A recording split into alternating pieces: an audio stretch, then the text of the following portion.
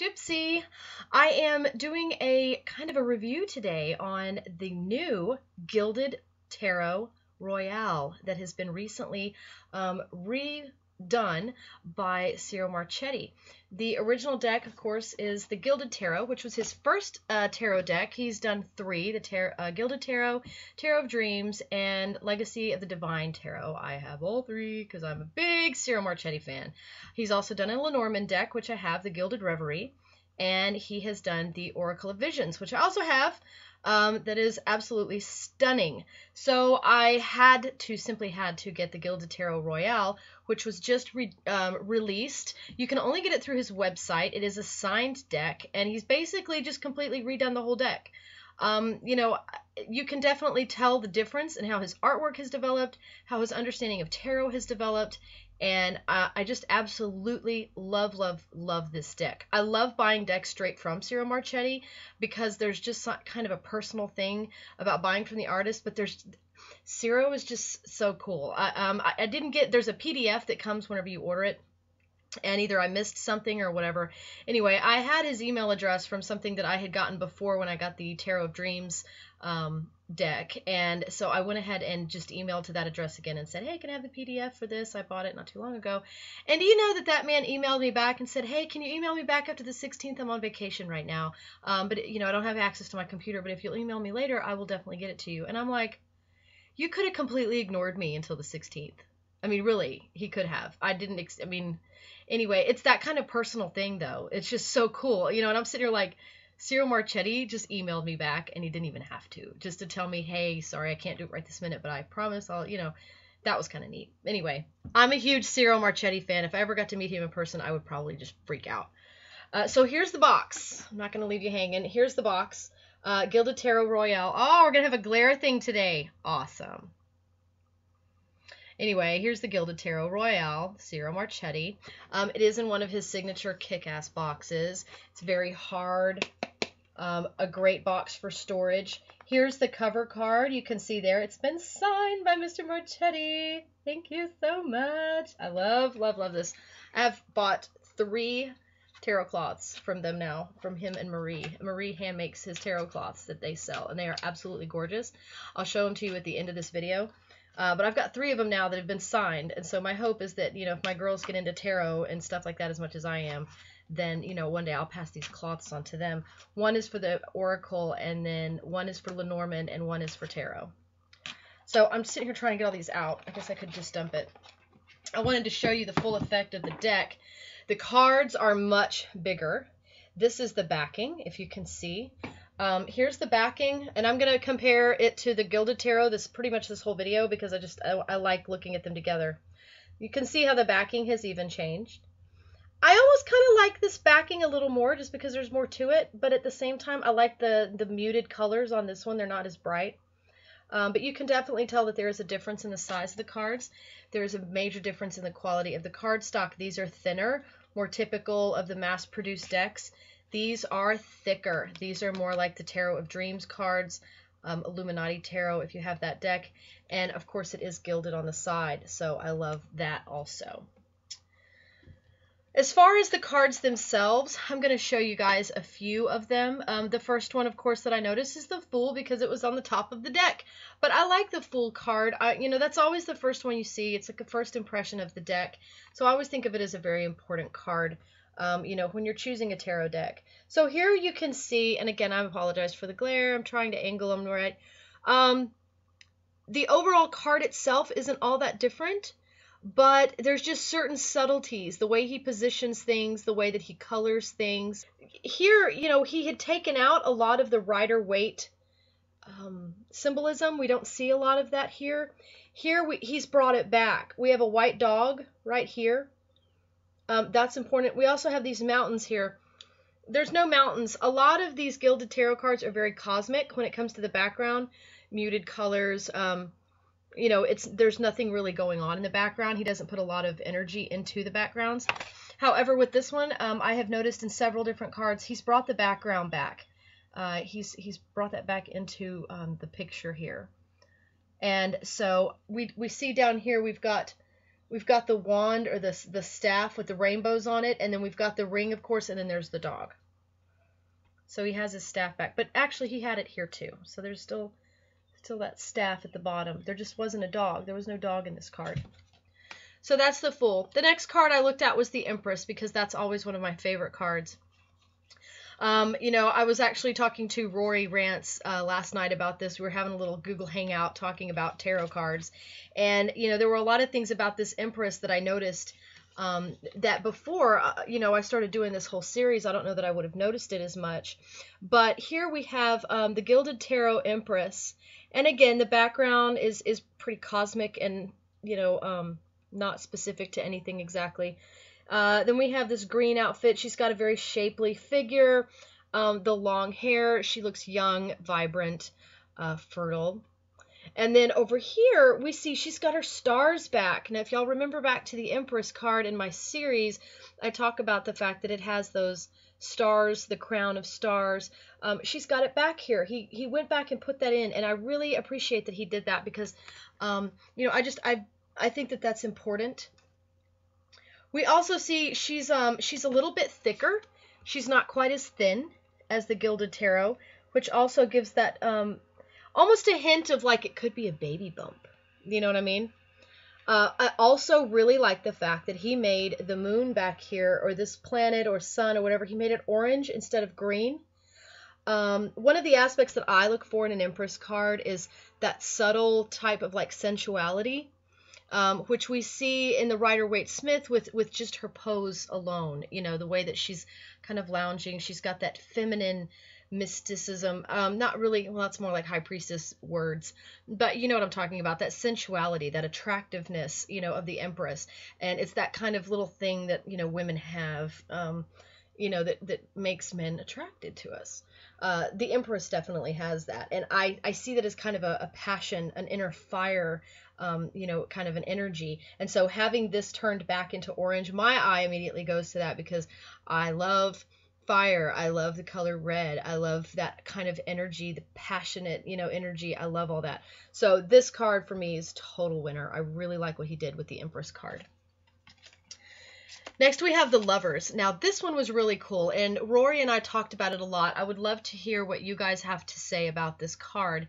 For anybody familiar with the Gilded Tarot card, we all know that it is hot. The Lovers card is hot, okay? It is just, it's hot. All right, we've got this gladiator standing in the ocean, and he's holding his, you know, his love up into the air, and it is just a very sensual card, and it, you know, this light coming down on them shows this connection that they have. And, you know, of course, the water all around them, the emotional, you know, symbolism there. It's a beautiful card. I absolutely love this.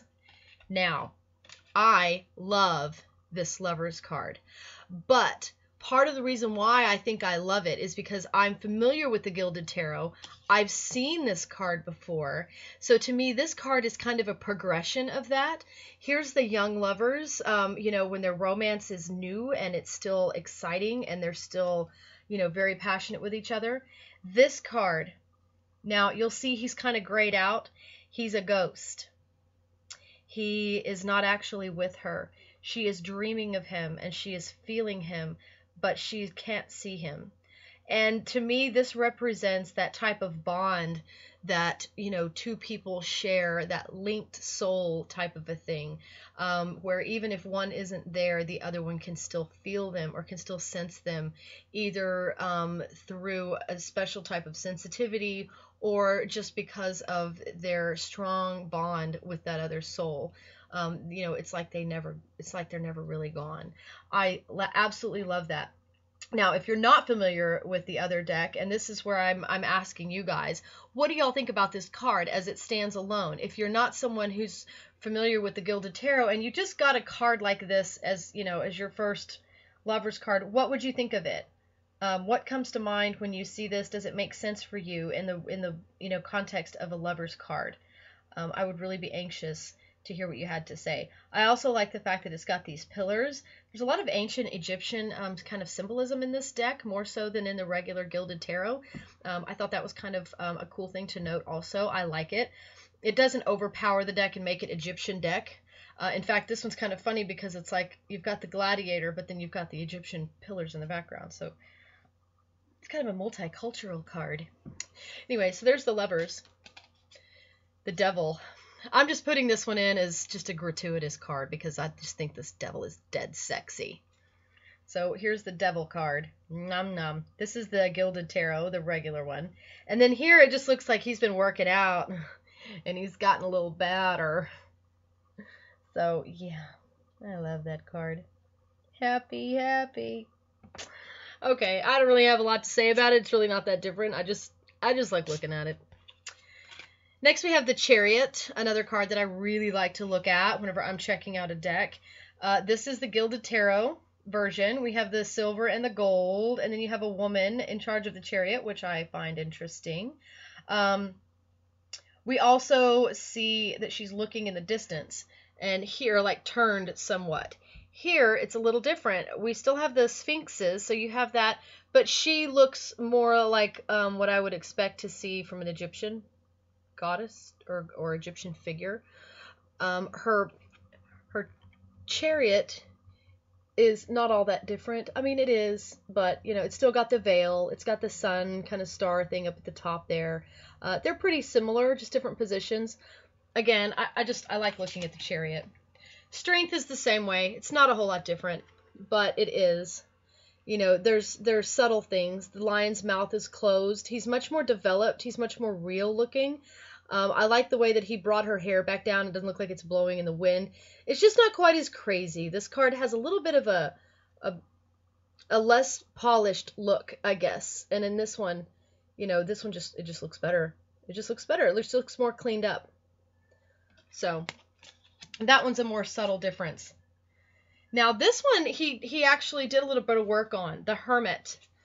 Here he put his hood back on. You can see in the first one he didn't have a hood on. And he's just kind of looking at the ground. And again, we've got that cosmic background, but he is standing on this little rocky path. Now here, there's a couple things to note. Here the path is, it's like it's levitating, it's floating. He's in suspense.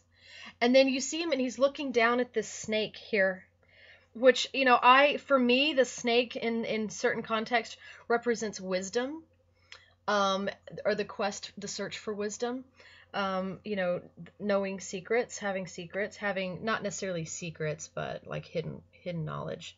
And then he's got his, you know, like I said, he's got his hood back on. So there's some subtle differences, but, you know, it's still, they're both great Hermit cards, in my opinion.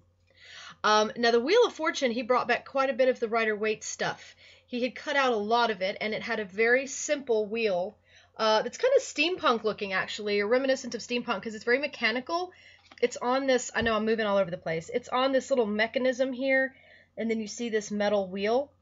In the new deck, he's put a lot of the symbols back in that are in the Rider-Waite-Smith deck. Which I like to see in the Wheel of Fortune because they're very meaningful to me. But we have the 4 guardians here in the corners, and then in the middle of the wheel here, we have a lot of the symbols back again. It's hard to see in the video, but he's got the zodiac signs, and then he's got the alchemical signs in the middle. So those have been put back in. You know, it's kind of surprising that he didn't use the Egyptian figures on the wheel. You know, like the Set and the Horus and the Sphinx that they usually have on there. Or I left something out. I don't know right now. That's not what I was talking about today, so I didn't take note. But the symbol, the characters, the Egyptian characters that go on the wheel, he still left those out, which I thought was funny because this has a lot of Egyptian stuff added to it. 8 of Cups was the next one that I wanted to draw attention to. And he changed it around a little bit, but it was mostly in how the card was kind of, you know, the perspective. He's kind of zoomed it in. And we see just subtle differences, you know, with the clouds in the sky. You know, he's just very subtly changed it. It's not a whole lot different. There are a couple of, I don't want to go on too long in comparing all of these, but there were a couple more that I just wanted to draw attention to.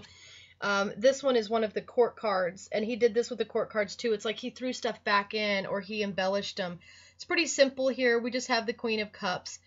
standing there, and then you have the single pillar, and then there's this pattern on the floor, so take note of that, okay? And then here in the new and improved version, we still have the pillar, but we have more of a, oh, this glare, we have more of a background. So we have the ocean, it's more predominant in the background. We see that we have curtains, so it's like she's standing on a balcony. And then she's got some yellow lilies in her hand, daffodils in her hand.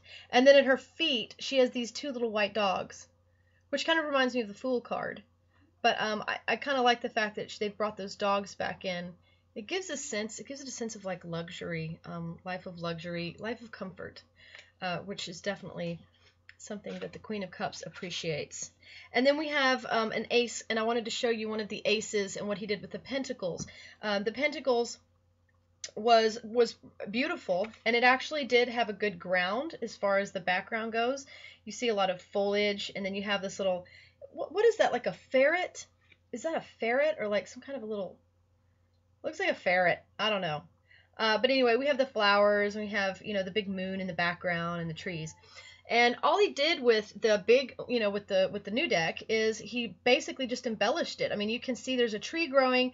This ferret is much bigger in perspective. And so you can kind of see how he basically just took it and enhanced it. He pimped it out. So there you go. I could go on and compare every single card in this deck, but I'm not going to bore you with doing that. That'll get old after a while. My point in showing you that was that if you don't have the Gilded Tarot, I would tell you to just skip it and go get you the Gilded Tarot Royale, because he has come full circle. It's like he did the Gilded Tarot, he got his feet wet, he got into the, you know, and had great success with it. I actually bought that deck along with the Easy Tarot Handbook, and the name of the author escapes me. I have loaned that book out to someone, and so I don't have it with me right now. But it's part of a kit, and it's the Easy Tarot Handbook, and then it has the deck that comes with it. She used the Gilded Tarot as the deck, you know, to learn with. And that's actually the deck that I started learning tarot with. And I liked it. It was simple enough that it wasn't overwhelming to, you know, to deal with. I think the next deck I got after that was Paulina Cassidy's Paulina Tarot. That blew my mind. I loved it. I mean, I love it, but it's definitely not what I would tell you to start reading tarot with. Ciro Marchetti's decks, any of them. You could pick any of his decks to start reading with, any of his tarot decks, and they're all great, you know, decks to use. His imagery is just mind-blowingly perfect and awesome and gorgeous. So I highly recommend any of his decks. Whether you're into tarot, Lenormand, Oracle, they're all good. He doesn't have a bad deck. In fact, the Gilded Tarot, even as it is a good deck, but he has really, really taken it up a notch and really made it competitive with his other two, because his other two really went, you know, kind of outside the box, and he had some really cool he had some cool visuals that he included, some cool symbols, very cool representations of different things, and he did them in different ways, but while still preserving the meaning of the card, but getting away from the Rider-Waite-Smith look, you know, and so it was fresh, but it's still respectful of the traditional tarot. So I can't say enough about his decks. I'm really happy with this. I'm totally glad that I bought it. I'm really looking forward to working with it more. I'm going to be doing deck challenges again here pretty soon, because I need to get back into using my cards, and it's like I study them a lot, but I haven't been using them for myself the way that I want to. And I've had a lot of moments where I'm like, man, I should throw out some cards for that. And I just haven't. It's like, yeah, but I only got like 10 minutes. I don't want to get it all out. So I haven't been using them. But this is motivating. I really would like to. Oh, I was going to show you those cloths. Give me 1 second. I've already shown you the Lenormand cloth. That's in my Gilded Reverie Lenormand review. So if you haven't seen that one, you can go back and watch that video. So I'm not going to get that one out again. This is the drop cloth that I bought to go with my Oracle of Visions deck. So as you can see here, it's got the jesters from the deck on it. So I don't know how well you can see all that. And then this is the back. It's got a gold back on it. It's absolutely gorgeous. This card here says, made especially for you by Ciro Marchetti. And then here is his signature where he signs it. You can see there. So it has been signed. And then this cloth is the one that I got to use with tarot. So this is just a big blank open cloth. You can see the images there on the bottom. This has the wand here in this corner. We have a chalice or cup in this corner. We have the sword in this corner. And then we have the pentacle in this corner. And this actually, I believe, goes with the Tarot of Dreams. All around the circle here, you see it's got the names of the major arcana.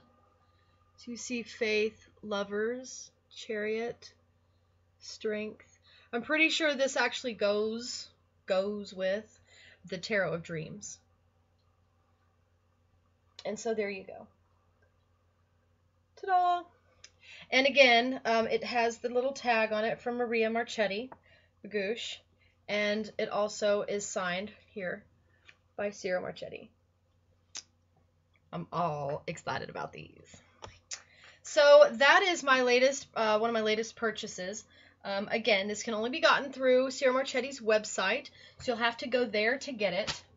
And they are signed, and so, you know, I'm serious. Like, I know it probably costs more than the regular Gilded Tarot, but if that's a problem, then just wait for just a little bit and get him some. However, get you some. However, I will tell you that he only does so many when he does these decks like this. They're like collector limited edition, and then he sells them mass marketed.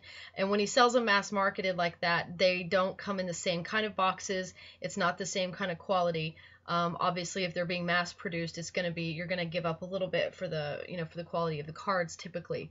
I'm assuming that that's the case here because, and I don't know, I didn't get the Gilded Tarot when it first came out, but this Gilded Tarot, you know, it's like I said, it's, you know, it's a typical card stock, card deck, you know, type of thing. It's not gilded. It's not thick like that. Obviously, it's not signed. That's a big deal for me. I've got so many decks now. It's like, it's not even, I don't really buy a lot of mass marketed decks anymore because I've collected so many. It's ridiculous. I don't know if you can see on top of this. That's like a tiny piece of my collection. That is just a tiny, tiny piece of my collection. I have a whole box of them over there. So anyway, I absolutely love this deck. I'm glad I bought it. I'm encouraging all of you to go buy it as well. If you're into Ciro Marchetti's artwork, I'm stoked to have this deck, and I really am. I'm going to do a deck challenge with it because I can't wait to work with it. So that's all I have. Oh, like I said, guidebook. There's no guidebook that comes with this. Okay, it comes with a guidebook, but it's a PDF file. So you know, you've got to get it and then print it out or save it on your PC or whatever. And I haven't. I am going to get it from him, but like I said, he's on vacation right now, so I don't have it. I don't have the book to actually share it with you. But I wanted to get this video out, so I didn't want to wait. But if I have anything special to say about the guidebook when it comes in, I'll be sure and share it. But you know, for me, again, a guidebook's a guidebook. I've already read Phantasmagoria from the Pirates of the Caribbean. What am I even saying? From the Tarot Vampires. And so once you've read Phantasmagoria, you know, most guidebooks are going to pale in comparison to that one. So, you know, whatever. I mean, I'm sure it's a good guidebook. I love everything he's ever done, but you know, I'm not like, oh my God, I gotta have it, gotta have it. I just want it. I just want to have it. Well, that's all I've got for you. I hope you guys enjoyed. Sorry if I rambled a little bit. That's how I roll. If you're thinking about getting this deck, or if you do get this deck, post a review in response and let me know what you think of it. And let me know what you think of that Lover's card, because I really do want to hear y'all's feedback on that. So have a great day and blessed be.